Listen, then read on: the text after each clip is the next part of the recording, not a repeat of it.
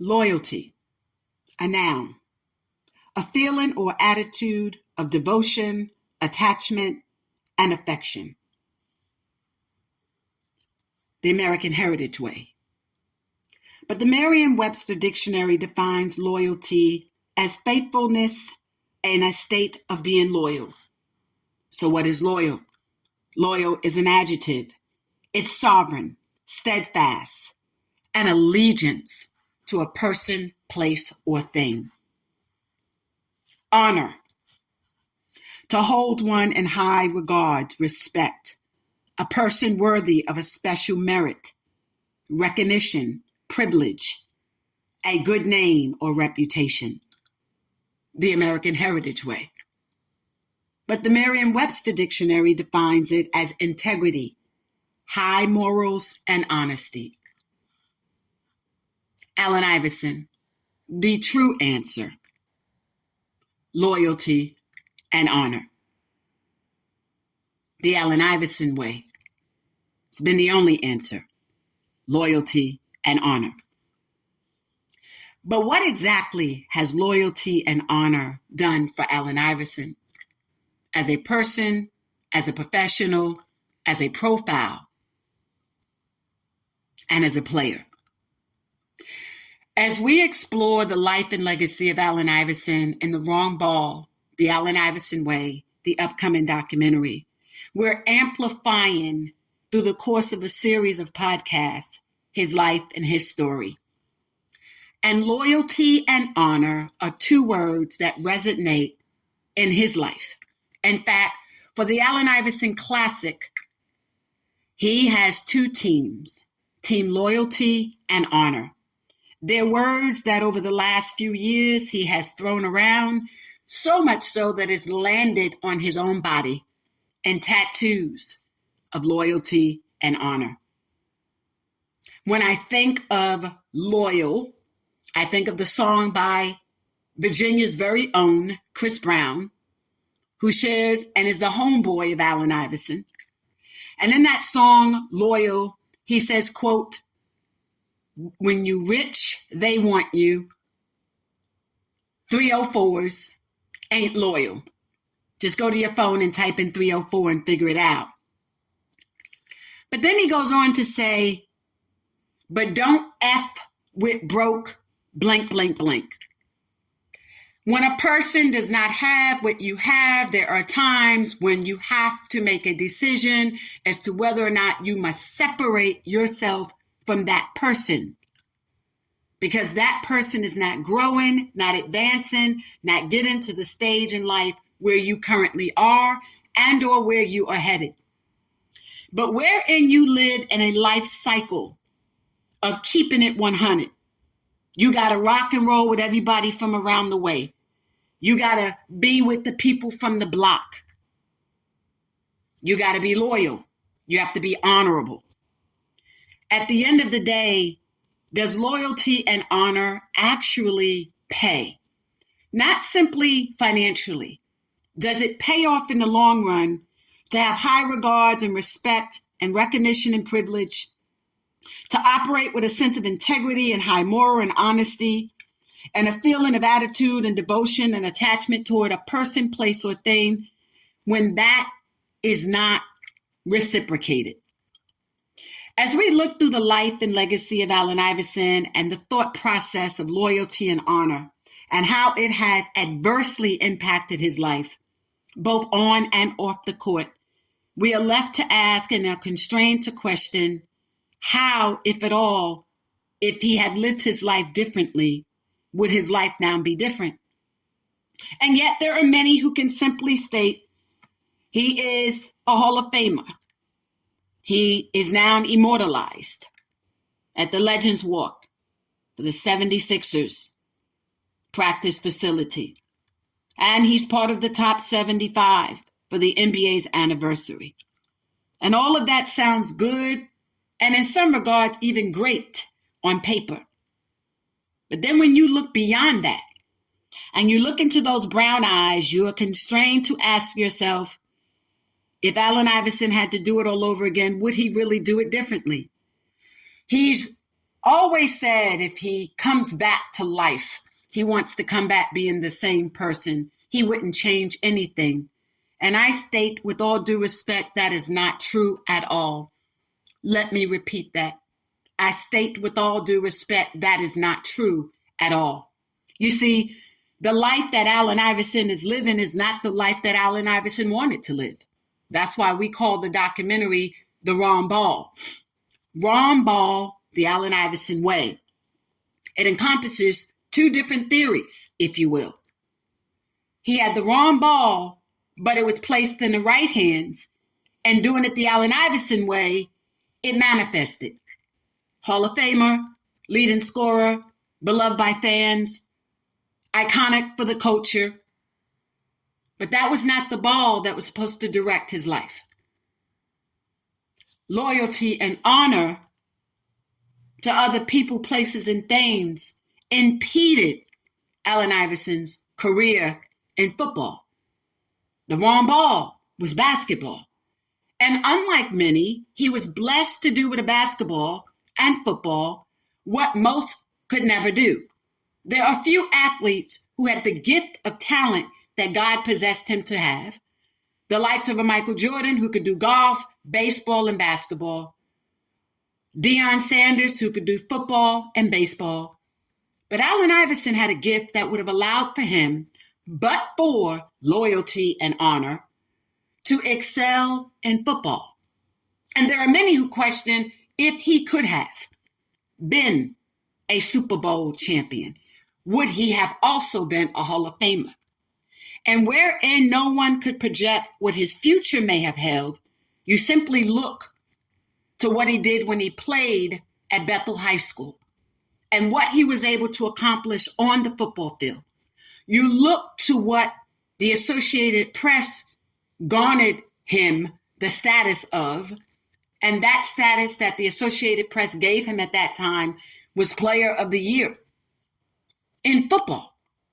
You look at some footage from his football years, and one would speculate, and rightfully so, that had he had the opportunity to grow and to be groomed further in athleticism in the field of football, he would have gone on to college. And he would have gone to Notre Dame if he could have. He would have excelled and would have been drafted and ultimately been on a football team in a position of either quarterback or punt or both. Let's make no mistake, Virginia has given us some great talent with the likes of a Michael Vick, Percy, and others.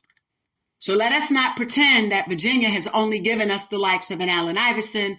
That's not true. In the space of football, there have been several players that have exceeded and excelled in the capacity in which Allen Iverson was pursuing, and that is in the position of QB.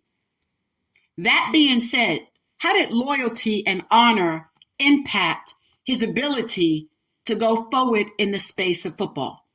So we look at his life's journey from the days when his mother and he were in Hartford, Connecticut, to move into Virginia after Miss Ann Ethel's mother's death at the age of 12. She moved to Virginia to live with her grandmother because her birth mother had transitioned, passed away. But they did make trips back to Hartford, Connecticut, resided in Virginia in Newport News on Hampton Road, and then in the city of Hampton, wherein they both recognized him as a quote-unquote native son. He developed relationships with a lot of people there. Many of those people were an intricate part of his grooming to be a great athlete in both football and basketball. Ultimately, we are aware of the brawl that led to his incarceration. But I don't want to spend this moment addressing that. I want to move forward for the purpose of this show to address how loyalty and honor has adversely impacted his life. There are many who are aware that he had a conversation with the late, great Coach Thompson of Georgetown, and that during that conversation that he had with basketball coach Thompson, there was a question and an answer with regard to whether or not Allen Iverson could consider playing football and basketball at Georgetown. Now, people need to understand that Coach Thompson literally put his neck on the line because no other school in the country took an interest with Allen Iverson. But that's not quite true. That's the story that Allen Iverson tells a lot of people. He says no one else had an interest in me. So he felt compelled that once Georgetown accepted him and took an interest in him, that Georgetown had the right to make certain decisions through Coach Thompson with regard to Allen Iverson's future as it pertained to the sport of interest, that being basketball.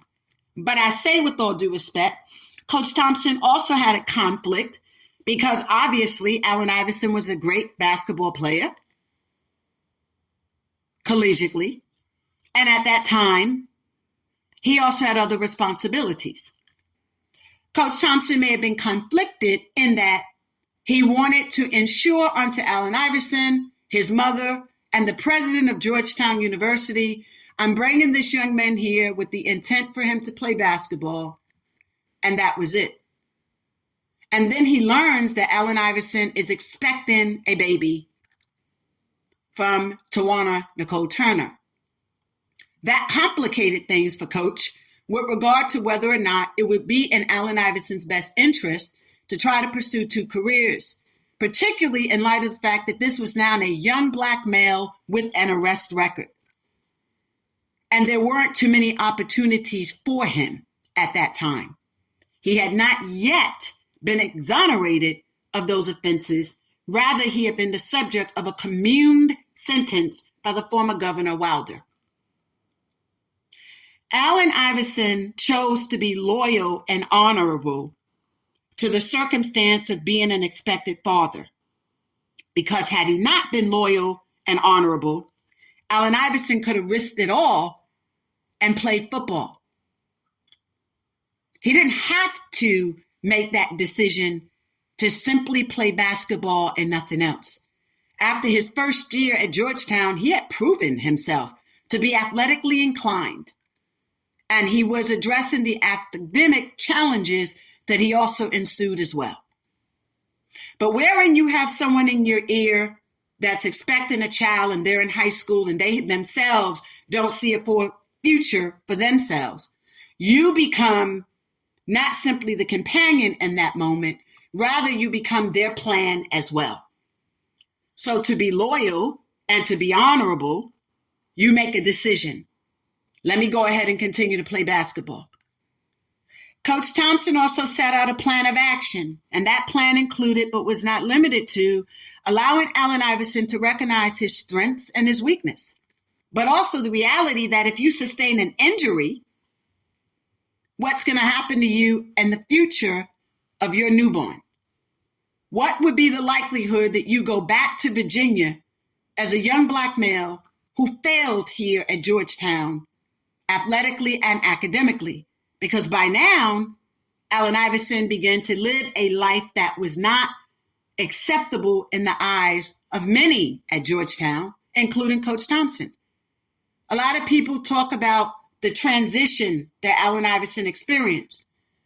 Many people knew that Allen Iverson was not one that did drinking and partying, but once he returned home from the farm and now was met with the burden and responsibility of being a teenage expected father, Allen Iverson did begin drinking. And a lot of people would. When someone's in your ear reminding you that you have a responsibility to take care of a child, you're now living in fear of the unknown. And fear causes you to make a decision that you may not have otherwise made. So when Allen Iverson always says fear does not live here, it did. Because if Allen Iverson did not operate in fear, he would have tried and would have exceeded at football. Fear impeded that progress, but it's through the lens of him attempting to be loyal and honorable. But he also had other people, places, and things to which he wanted to be loyal and honorable to. And that did include the expectancy of a child, a community at large to whom he felt that he had to carry on his back, Many who had now realized that this sophomore could enter the draft and could go first round and end up being a number one pick. Many who saw that that was an opportunity for him to make millions of dollars. And at that point, you are led to believe that you must be loyal and honorable to the people who carried you on this journey.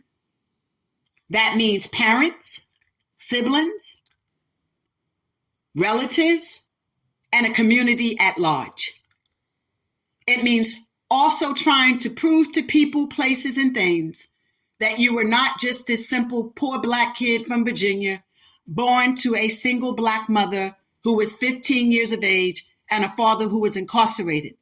That you would do more than follow the footsteps of not just your incarcerated biological father, but also that of Mike Friedman, who became your surrogate father. You also wanted to ensure that he could prove to Coach Thompson that he did not make the wrong decision when he went out on a limb with the administration at Georgetown in an effort to secure Allen Iverson for the Hoyas. Loyalty and honor. And then you complete the 2 years. But there are many who felt that he abandoned the Hoyas in his second year to go into the NBA because they believed that with his gifts and talents and his hard work ethics, that they had an opportunity to win a chip.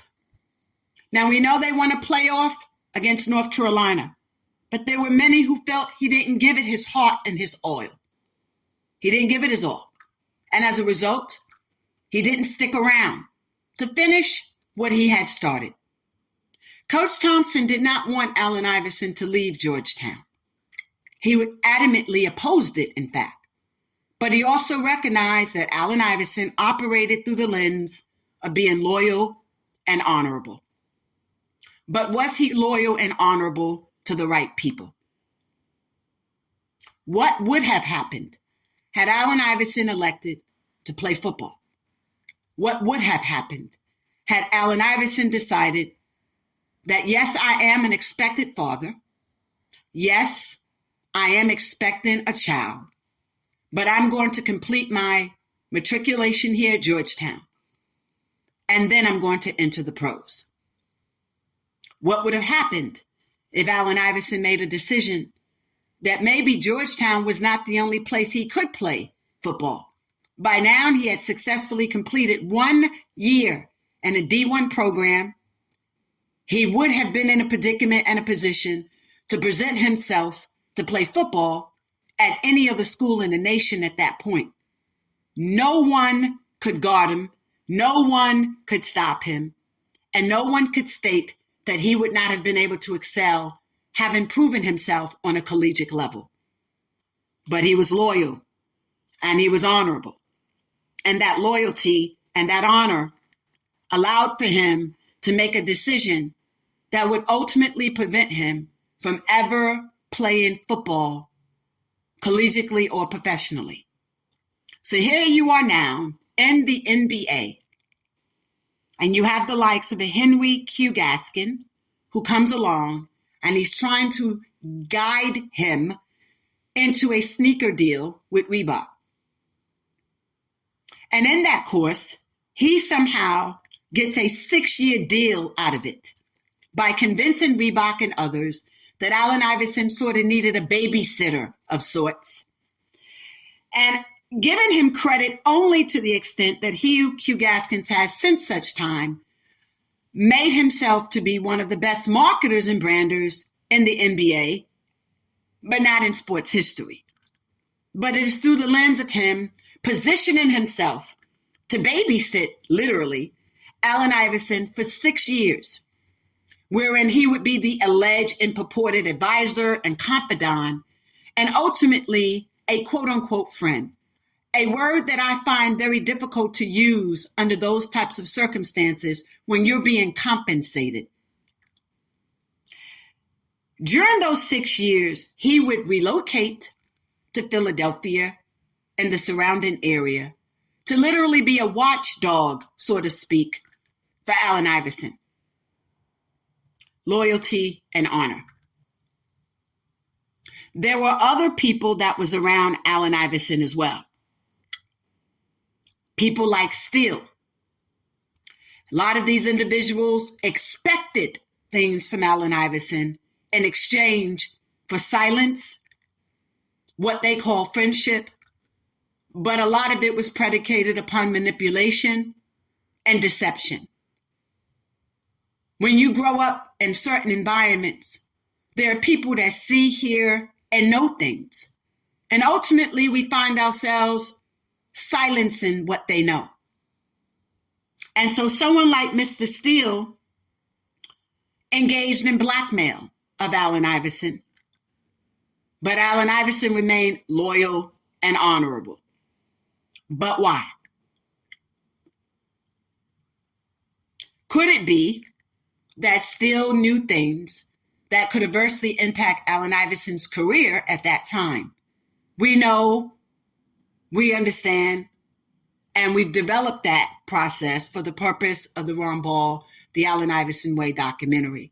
But for purposes of this show, Allen Iverson continued to remain loyal and honorable, even to Mr. Steele, and to Rashawn Langford, his childhood friend, and her, Sherry Ivy, his extended family, to his mother, obviously, and many others in the community in Virginia, whom he believed he owed something to.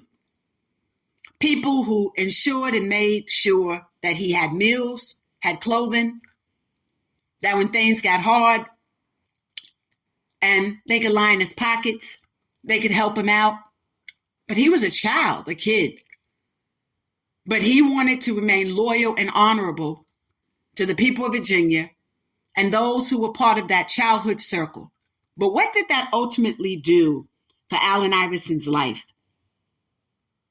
He found himself around people who were wolves in sheep's clothing. And by the time he realized that, so many years had passed by. And although he likes to state that he was unscathed by it all, that's not true. Because if he weren't, he wouldn't have to talk about it almost 30, 40 years later. If it did not impact him, Allen wouldn't have been drinking the way that he was, partying the way that he was, having so many partners sexually the way that he was. Female partners, that is. Okay? Yeah, we're going to go deep with it. We will. From the farm to fatherhood, those two transactions were the result of loyalty and honor. To friends at a bowling alley, to friends he encountered along the way, to the inability to play football because you were non-expectant. Allen Iverson could have gone to an HBCU. He could have redshirted at Georgetown. There are a number of things he could have done to pursue the career that he wanted to pursue. But when you're loyal and honorable, you make decisions in furtherance and to the benefit of other people, not necessarily unto yourself. He has a saying, we all we got. We us, and we all we got. And as long as you could be brainwashed and manipulated to think that way, oftentimes by people closest to you who control the narrative, they're going to control you. As long as he thinks we all we got, we us, he allows himself to remain humble and loyal and honorable to people who ultimately are not loyal or honorable unto him. Chris Brown's song Loyal says, don't F with broke blank blanks. There is a time in a person's life when you must make a conscious decision that the people that came up with you may not be able to stay up with you. Now, I'm a New Yorker. I'm all for, we from the block. We handle the block. We take care of the block. I get it. But there's also a time when you have to make a decision of the people that I'm down for the ride with. Are the people that I'm loyal and honorable to, are they worthy of it? And they're not simply worthy because they were raised with you. There are a lot of people who see your potential in life. There might be a young high school kid listening to this show. I know a lot of my Gen Zs, we in the building on this. Okay, there's no doubt AI got Riz. We know that. But what I want y'all to do is lock in. Y'all know what that means, Gen Zers. Is lock in. It means focus on what I'm about to say right now. When you are around people who see your potential, don't be confused. We say delusion, delulu, right? Don't be delulu.